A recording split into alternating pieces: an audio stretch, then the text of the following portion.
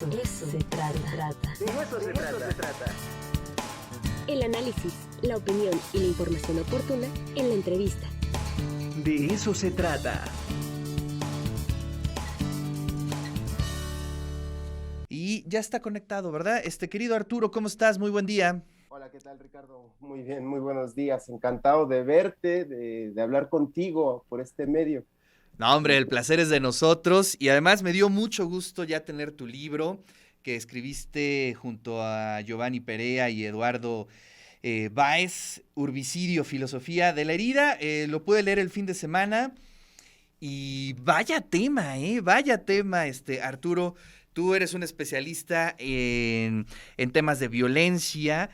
Y ahora te leemos en esta forma de hacer un cuerpo vivo la ciudad y de cómo lo estamos, hasta las propias ciudades ya estamos afectando, Arturo. Devastando, sí es un tema que se une a un conjunto de reflexiones, un libro que por lo demás, como tú decías, es un texto que hemos intentado que sea exploratorio, que presente una problemática en ese sentido, que sea un libro que se pueda leer, que sea asequible, lo que buscamos mucho en lo que estamos trabajando sobre violencia dentro de la UAP, es hablar con conceptos claros e intentar generar determinados criterios para esta situación de una humanidad que vive en un siglo, bueno, llevamos un siglo, yo lo hablo desde la Primera Gran Guerra, ¿no? Que abrió todo un espectro de violencias muy diversas. Entonces, pensar la devastación de la ciudad es intentar cuestionarnos sobre la ciudad en otro registro, ¿no?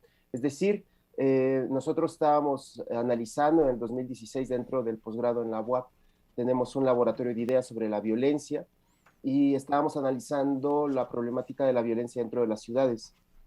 Para el 2050, el 80% de la población aproximadamente a nivel mundial, cosa que en China ya es dramático ahora, pero a nivel mundial va a vivir en las ciudades. Hay una migración rural muy fuerte, esto lo sabemos, claro, por los servicios, por las posibilidades que ofrece o al menos genera esa ilusión la ciudad. Entonces decíamos, esto va a ser un problema gravísimo para el 2050 en esta proyección que tiene la UNESCO. Nos sumamos a esa reflexión y el asunto era cómo pensar la ciudad.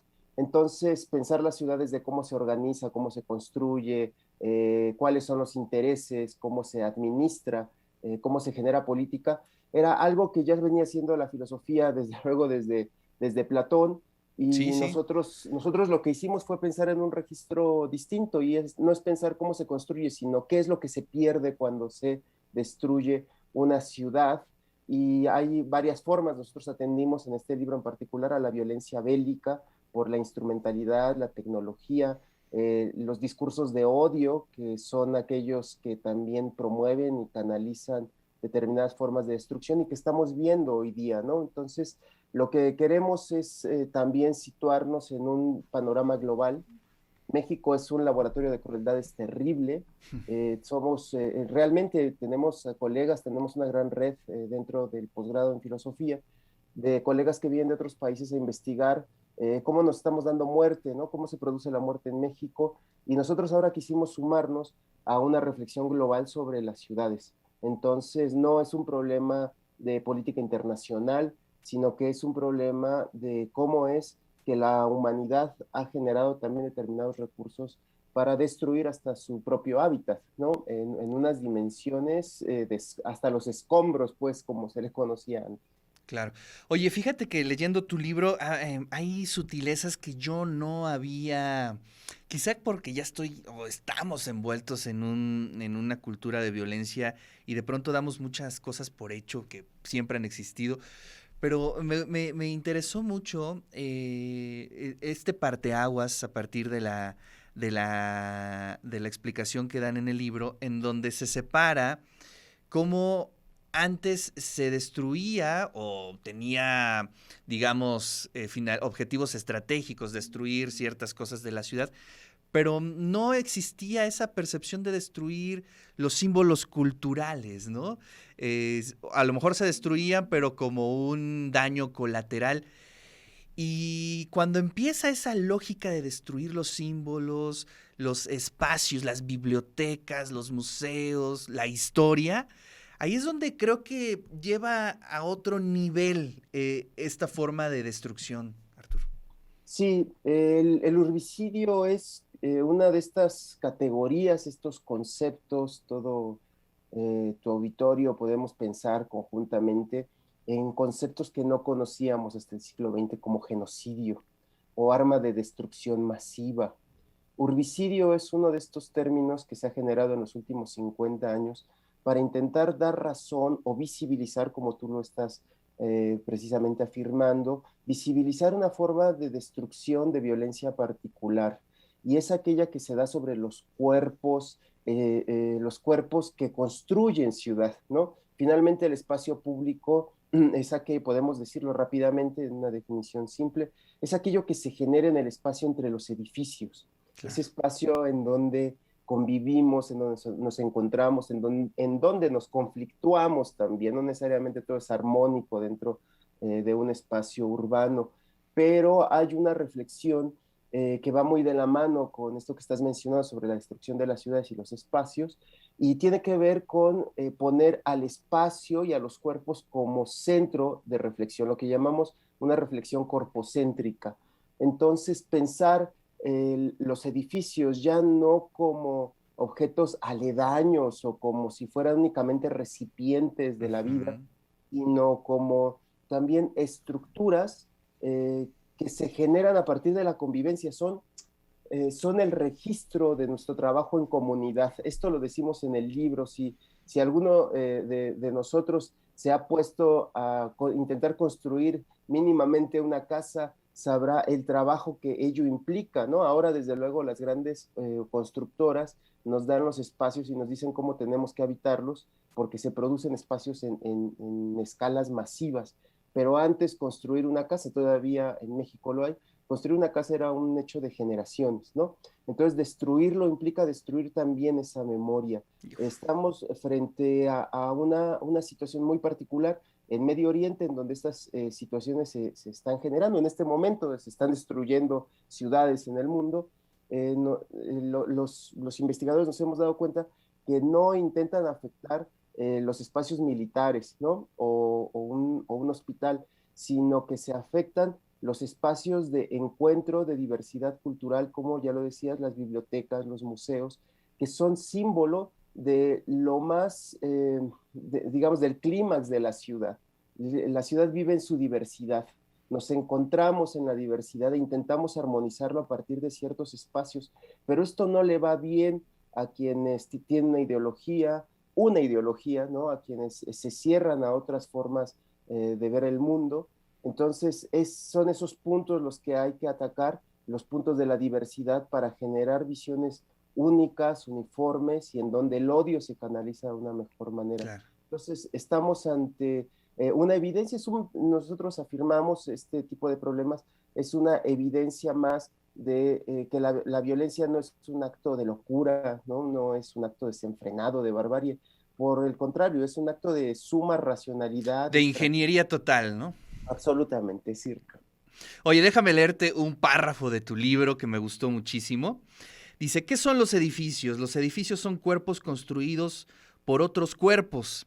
Los edificios son cuerpos monumentales que acogen a otros cuerpos que los habitan. Son, en fin, expresión de cuerpos espaciales haciendo espacio en y entre, porque propician el habitar y producen en su intermitencia y relación, eso que llamamos espacio público. Los edificios son, en suma, condiciones de significaciones y relaciones vitales. Son testimonio de que otros existen y existieron. Y son patrimonio, esa es una palabra que hay que subrayar, y son patrimonio material para los que vendrán.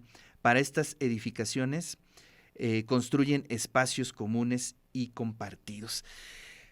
Culturalmente las ciudades hoy pues son el centro, ¿no, Arturo? Y destruirlos pues es el hecho, digamos, de destrucción pues más aberrante que podríamos observar, ¿no? Es la destrucción monumental más visible y también la más invisibilizada, ¿no? Es curioso, los propios discursos políticos invisibilizan a partir de esto que decías, daños colaterales, solo fueron daños materiales. Yo no sé de verdad cuando se dice solo daños materiales, no entiendo eso, porque los seres humanos le damos sentido a la materia. Claro. Esto que decías, una relación, tenemos una relación simbólica, no solamente, y esto quiere decir una relación política, una relación social, nuestros nexos, nuestros vínculos están allí con los objetos, y estos objetos no son piedras que están aventadas en el monte, ¿no? Hasta eso los cerros también tienen un patrimonio de paisaje, sino que son producto de un amplio esfuerzo. Fíjate que para escribir estas líneas que tú estabas leyendo, yo lo recuerdo perfectamente, estábamos sentados en una pizzería ahí en la esquina, en una de las esquinas cerca del centro de la Facultad de Filosofía y Letras, muy cerca del Carolino, y veíamos los edificios, ¿no? Entonces discutíamos en torno a ello y ese parágrafo, son 21 parágrafos los que componen el libro, que se puede leer realmente como un rompecabezas. Hay un orden, esto hemos intentado jugar también con cierta narrativa experimental. Entonces tienen cierto orden, pero también se pueden leer de manera aislada. Y para escribir esto tuvimos que sentarnos a discutir, a ver los espacios que vivimos, que habitamos y que nos dan sentido, ¿no? No solamente somos nosotros los que los producimos, sino que también son ellos los que nos producen. Y entender esto nos mantiene en una relación distinta con la vida. Yo creo que eso es lo que hace la filosofía. Yo sé que estamos ávidos como sociedad de muchas respuestas, a quienes les pedimos respuestas que son a veces los políticos no las tienen, pero la universidad y en particular dentro de sus ejes reflexivos, como es la filosofía, debe generar preguntas. Exacto. Entonces preguntarse qué es un edificio, qué es una casa, qué es nuestra vida en relación con nuestras propias estructuras monumentales. O sea, hay que ver, no hace falta ver un gran edificio barroco, hay una belleza monumental en cada una de estas edificaciones que habitamos. Nuestro propio hogar mantiene una relación de cobijo, de resguardo, ahora que se vienen estos aguaceros o estos calores veraniegos en México, uno puede realmente estar agradecido con quienes pusieron esos cimientos y levantaron piedra sobre piedra, Claro. la casa que nos protege. Entonces, desde luego que las ciudades son algo que tenemos que reflexionar, no únicamente como espacios de producción, de mercantilización o de turismo, sino como esos espacios que también, de los cuales también somos arrancados. Entonces, lo que estamos batallando nosotros desde la UAP es discutir el concepto de espacio que se tiene en México, ¿no? O sea, el espacio hegemónico como indiferente, en donde solamente pasan cosas y nosotros somos accidente de ese espacio.